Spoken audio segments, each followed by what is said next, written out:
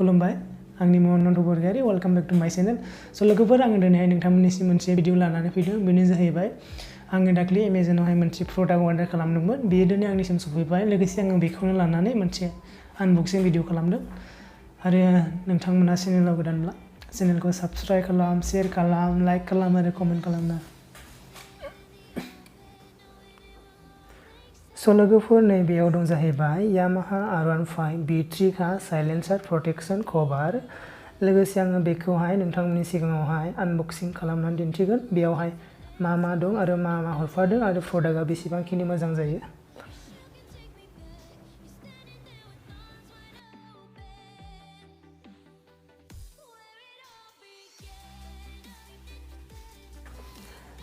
दायो सिं बाहागोखौ नायनोसै बेयो बेसेबां मोजां फैदों प्रडाक्टफोरा बा डेमेजफोर दङ नामा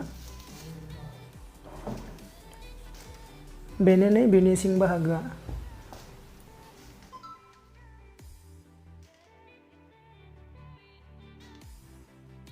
ओमफ्राय बेनि प्राइसआ 1699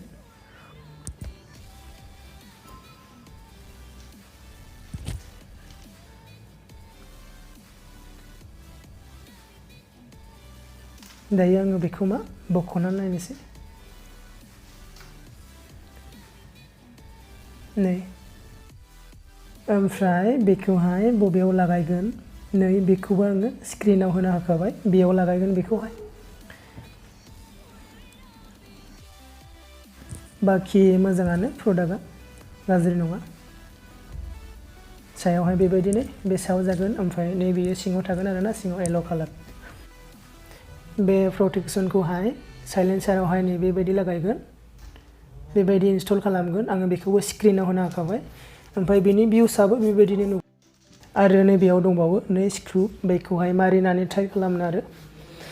स' लोगोफोर बेखिनियानोमोन भिडिअआ आरो बे प्रडाक्टखौ सोरबाफोर अर्डार खालामनो गोसोब्ला आङो बेनि लिंकखौ भिडिअनि डिसक्रिपसनाव होना दोनगोन नोंथांमोना बेयाव थांनानै बेखौ अर्डार खालामनो हागोन